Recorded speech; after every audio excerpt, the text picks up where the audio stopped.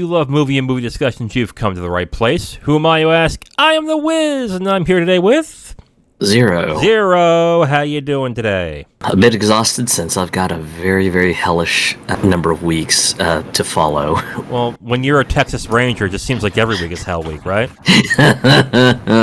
Yeah, I know what you're about. All right, so we are here to review the 2018 animated film by Wes Anderson, Isle of Dogs. The voices by Bryan Cranston, Edward Norton, Bob Balaban, Jeff Goldblum, and Bill Murray. Zero, we watched, one of the first films that we watched when we did this was The French Dispatch, which at the time was the newest film from Wes Anderson. I always thought that if you gave the animated films a chance, you might actually like his stuff a little bit more. When you walked into this, before you watched it, what were you thinking about in regards to this? The Wes Anderson films seem to be on the quirky side of things, so I was just like, all right, so I expect this to be quite quirky. And then I was just like, all right, well, animation looks like it's probably going to be stop motion-ish, so don't expect anything like high art anime like Miyazaki, which was fine. It was just more for me to sort of set my own expectations and everything. Overall, I think really the most interesting thing was it's themed with the setting being in Japan, and in the opening sequence, it mentions that some voices will be translated via a narrator, and then the language of the dogs will actually be in, quote, the local language, aka English. So it's kind of this weird mishmash of, you've got moments where you've got some characters speaking completely in Japanese and done by Japanese voice actors, and then you've got some moments where someone important might be speaking in Japanese, but you'll have a English narrator literally translating what they say. And then dogs, they're all just sort of speaking in English. So it was a weird design decision, and in my opinion, the moments where you have someone speaking completely in Japanese, it's a little bit sad because there's no subtitles to translate. You just hear this person speaking in Japanese, but in a sense it's also sort of integral to the plot, because you've got some moments where the dogs will say, man, I wish I understood what this person was saying. They're speaking in the main country's main language, and I don't quite understand it. With me being a polyglot and having decent-ish comprehension in Japanese, it's interesting because, like, I think a lot of the context would have been great to have subtitling for, and I honestly would feel a bit bad for somebody who's just kind of watching it and going through one of these moments and going, wow, just, I wonder what he's saying, because some of the dogs seem to think that it's a very important plot point or something. Yeah, that was one of my big problems with this movie, is that normally I don't mind if they do that, if they have someone in a different language, they don't translate it, because either A, it's not important, or B, the film wants to have you get into the film contextually to figure out what exactly is going on. So normally I don't mind that.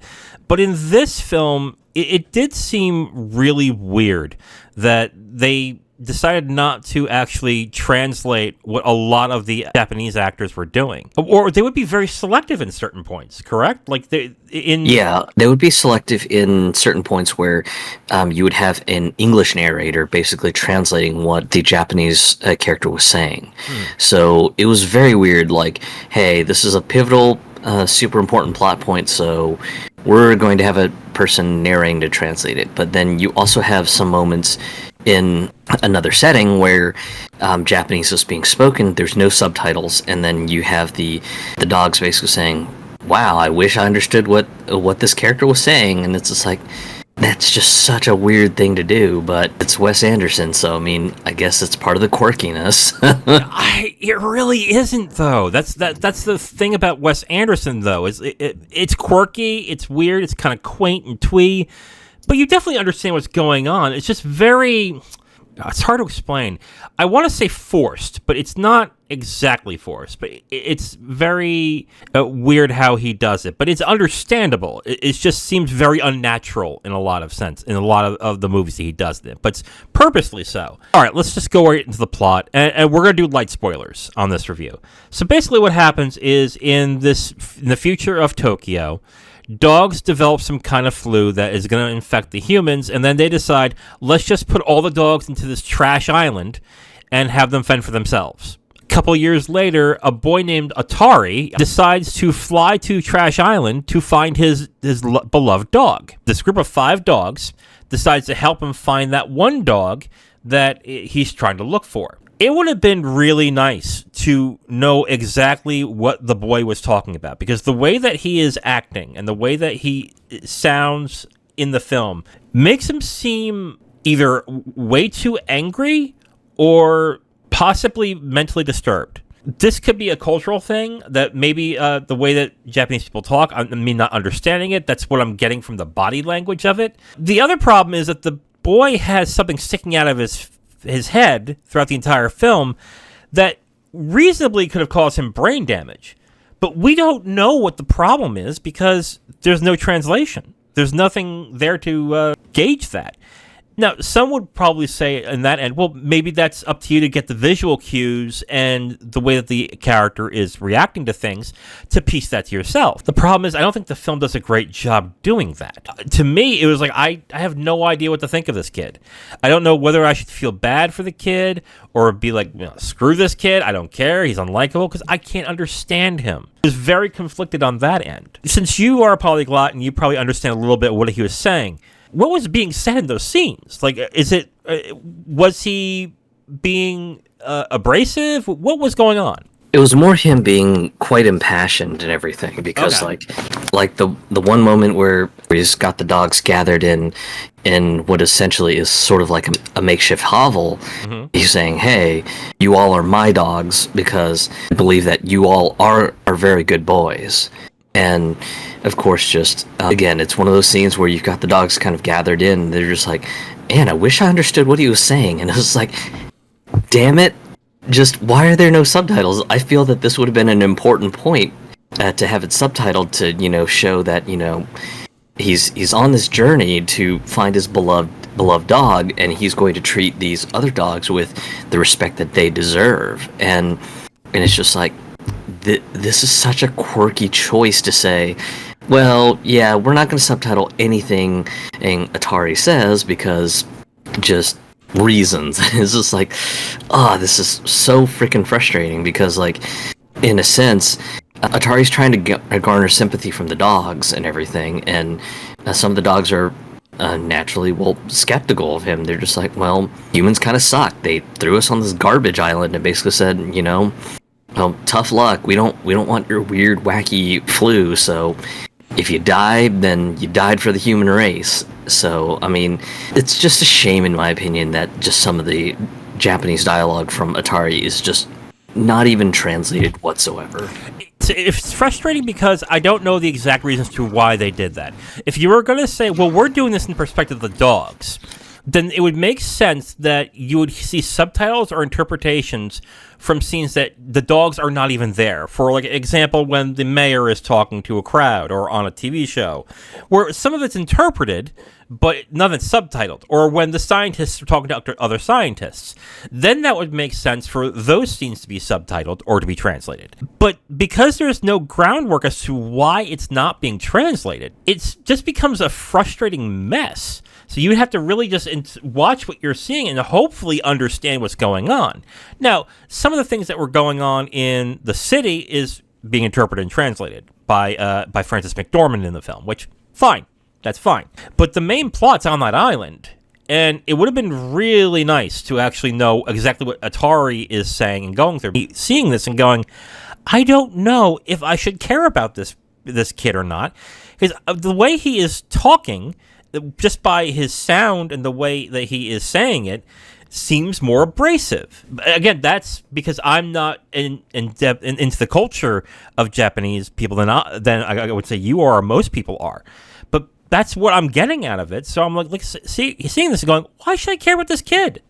and the movie just gives me nothing. This would seem like to me a step down from the animation from a Fantastic Mr. Fox. Fantastic Mr. Fox had, I think, very good stop-motion animation. It was very quirky in its way, but it was very charming. This film, I just didn't have that charm that I was looking for when it comes to Wes Anderson.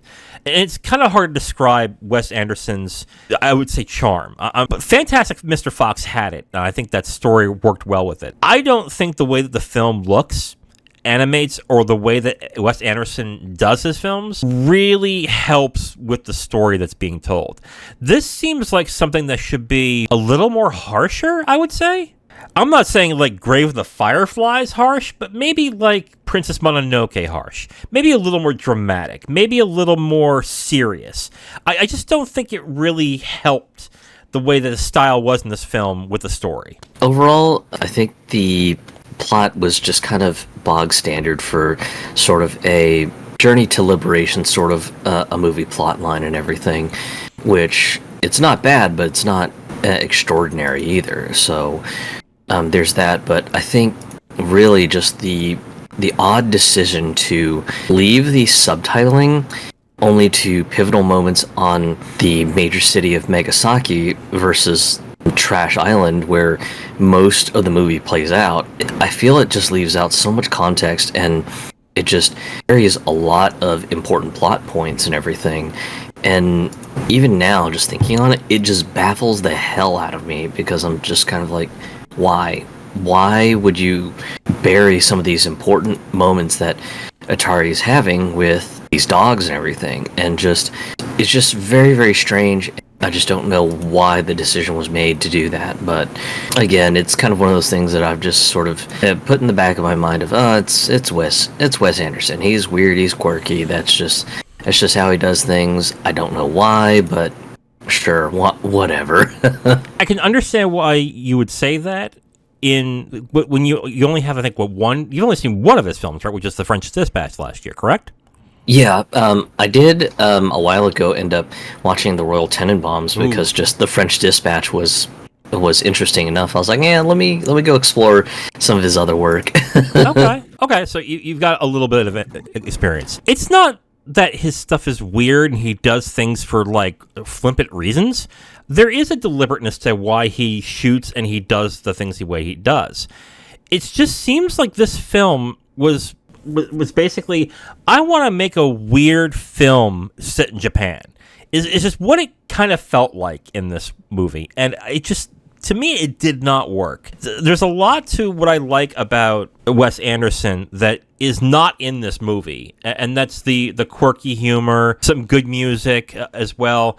I don't even like the way it's shot. I don't even like the way it looks. Like, I just don't think it really is an interesting looking film, which is like almost a cardinal sin when it comes to Wes Anderson. Like, you can not like his films, and that's fine, but you have to admit that there's a visual panache to it that is very unique, that belongs to him. And I just don't think this was here in this film, even compared to Fantastic Mr. Fox. Like, Fantastic Mr. Fox felt like a Wes Anderson film. This just felt like a weird offshoot of something that he would do. It doesn't feel like a film of his, except for how like the scenes are done. Like, it's done with the characters staring at the camera a lot, or like something like that. That's like the only thing that really would show me that, oh, Wes Anderson did this. Let's get to the voice performances. I didn't like Bryan Cranston as the main dog in this movie. I understand like the other actors are just regulars of Wes Anderson, like Bill Murray, Edward Norton, Bob Balaban, Frances McDormand. Like, they're regulars, so I get that. I don't like Bryan Cranston as the voice of Chief. Either he's not gruff enough, or when it's time to get a little comedic, he's kind of dry, which is very unlike Bryan Cranston. Like, Bryan Cranston is not only a very good actor, but if you've seen like him in Malcolm in the Middle, or if you've seen him in interviews, he's a very funny guy. It just seemed like he was bored throughout this movie. I kind of had the same opinion. It was just, Chief is supposed to be sort of like this real gruff, hardened dog and everything, and it just seemed like sort of slight standoffishness. It didn't have the gruffness behind it, which was, for me, it was just like, the performance could have been a little bit more gruffer to kind of emphasize the point of, hey, I'm a street dog, just leave me the hell alone. I just didn't get that. It was just kind of more, hey, I'm just slightly grumpy, just leave me alone. Yeah. Like, you get the sense of this dog that he is hard-bitten, went through a lot of hard times, had to survive on his own. So you'd expect something to be a lot more rough, a lot more, like, very harsh. And Cranston doesn't do this in this movie. I think you said, he's just standoffish, aloof, and is like, whatever, I don't care. That seems to be his thing in this movie. And I thought as the main character, it just didn't work with the way he portrayed this character. Cranston is a good actor. He can do good roles. Yeah, he just didn't seem very engaged in this movie. The way that Anderson does his films is a lot of the actors are toned down, except for specific circumstances. And this seemed way too toned down. I do think it's interesting that there are some moments that it goes from stop motion into an animated style, which can be a little bit jarring, especially like when you've got a lot of action and movement going around, because like there's some moments where just something will happen, like a fight's gonna kick off, and then all of a sudden it just goes and cuts away to like an animated sequence of something going on in another place, another scene. And I saw this during the French Dispatch, and it was just kind of like, okay, well, kind of weird when you've got this unique stop motion animation style to just suddenly cut away to like a hand animation, a cartoonish like style for a certain thing to happen. And it was just one of those things of, if you're gonna go for unique animation, just go whole hog on it. Don't cut away from it. So I felt that was a little bit of a weird choice, but again, I mean, I'm sort of chalking this up to just Wes Anderson's quirky style. I kind of understood it. I do agree with you in a lot of ways. If you were going to go that way in certain circumstances, go all the way. But I think he did the animated versions only when it's like a TV show, or it's like like on a radar screen or something like that. But I think it would have worked if it would have blended well with the animation that was present, where that was the main part of it. And I would agree with you that it doesn't fit very well, but I think it's also because the main animation to me didn't fit very well either. I don't think that the way that the film looks really grabbed me either. I didn't get your opinion on that. What did you think of the animation itself throughout the entire film, like for the main parts? For the main stop motion stuff, it mostly seemed fine, but you have the fights, that's where it looks a little bit sloppy in my opinion, because like you have just generally really smooth stop motion animation, but when a fight happens, it just looks like things slow down and you can kind of see things becoming less fluid, especially like some of the bigger fights. It's just kind of the cartoon style, like giant dust ball with just random hands and limbs being shown and stuff like that. And it's just like, I get it. I mean, the style it's trying to evoke is reminiscent of like vintage cartoons and everything, but at the same time, it's just like, it just looks like the animation got slowed down to make this fight happen. It was one of those things that just felt a little bit off on the animation for me, but that's kind of personally what I thought about it. I think it really just matters. Anything specific with the animation, it just matters if you are engaged with it and charmed with it. Like, even if it is a little weird and quaint, if you don't buy into it, you're gonna poke a whole lot of holes in. I know a lot of people who watched a movie called Anomalisa. I really liked Anomalisa, but it's a stop motion movie with puppets about an adult relationship. And a lot of people that didn't like and complained to how weird the animation looked. But it just matters what the director does with that animation and why. The question I would have with Wes Anderson's decision in this is, why did you do it like this? What exactly did you see in this would have helped the story along? And in this, I don't see what he could have gotten out of this type of animation. I probably would have thought this would have been better computer animated, or even maybe hand drawn. But I'm thinking more along the lines of like either a Studio Ghibli or a Watership Down kind of animation, which may have been a little too serious for that end. But I guess my issue really is I don't like the animation at all in this movie, whether it's the main animation or the extras that are in there to add a little flavor to it. I didn't like any of it, to be perfectly honest. A question for you. What did you think of the interpretation of Japan based on Wes Anderson's eye on this?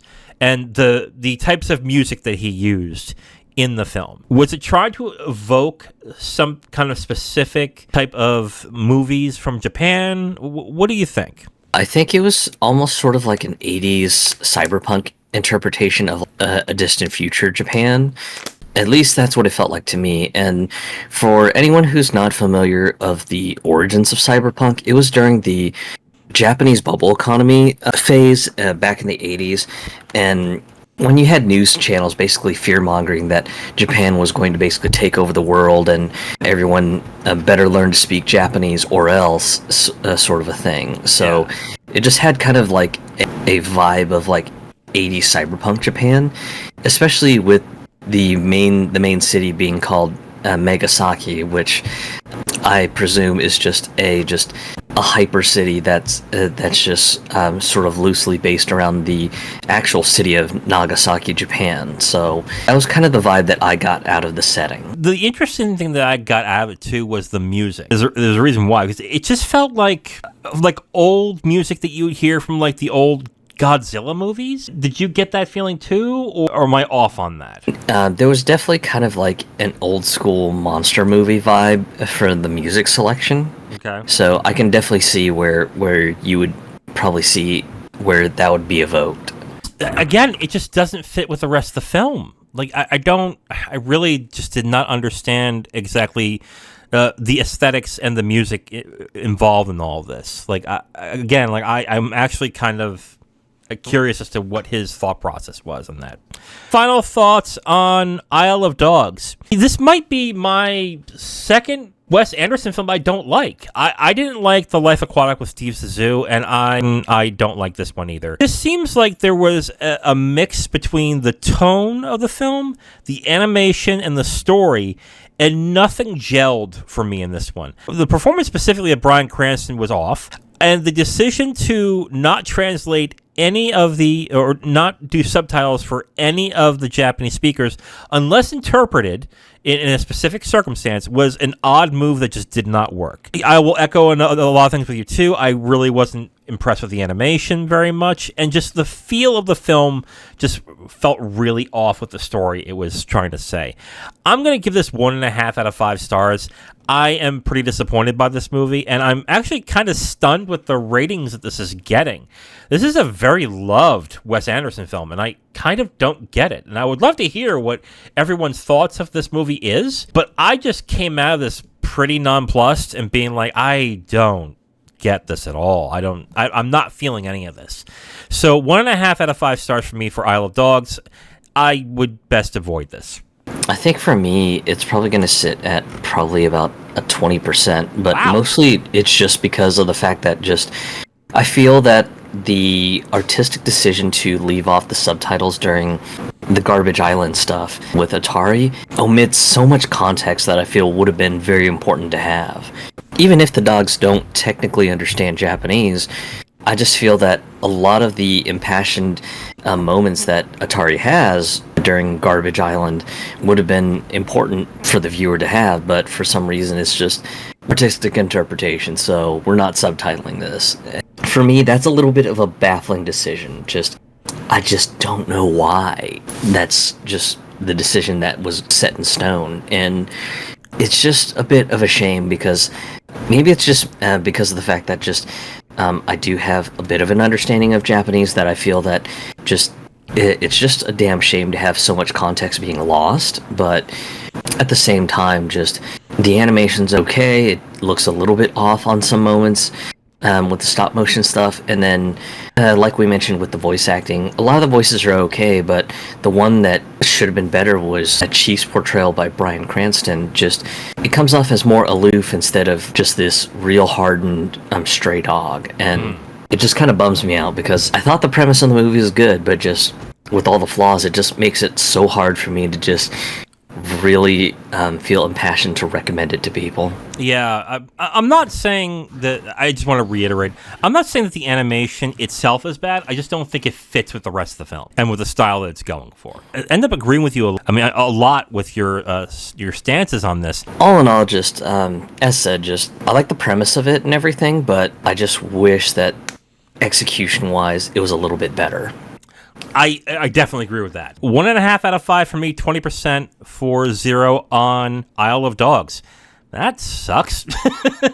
That's pretty disappointing. I actually was looking forward to this, and didn't like it, unfortunately. Okay, Zero, so we are at the end of this episode, and before we go, we're going to talk about what we're going to be watching next week. Kim had the idea of doing this theme called Oktoberfest, and basically all we're doing is watching movies with beer centered around it. And we have chosen the first film that we're going to be reviewing next. Zero, what is that movie? Strange Brew. Yeah, Strange Brew, starring Rick Moranis and Dave Thomas. Directed also by Rick Moranis and Dave Thomas. I didn't know that. I didn't know they directed this movie. This is a cult hit. I have not seen it. And I got to be completely honest with everybody and you. I'm not an alcohol drinker. So with a film that is centered around drinking alcohol, I was like, I'm not really interested in this. But I've heard good things about this. What about you? This one is one that I've not seen, so it'll be interesting. I quite like Rick Moranis as an actor, so just I feel that this one will probably be one that'll be just a hoot to watch. Yeah. Wait a minute. This is adapted from Hamlet? Are you serious? This is what Google... That's wild. That's what Google is saying. It says directed by Rick Moranis and Dave Thomas, adapted from Shakespeare's Hamlet. What? Okay, now I'm interested. Okay, so tune in next week where we watch and review Strange Brew, written, directed, and starring Rick Moranis and Dave Thomas. I am The Wiz. I'm Zero. And we'll talk to you next time. Bye.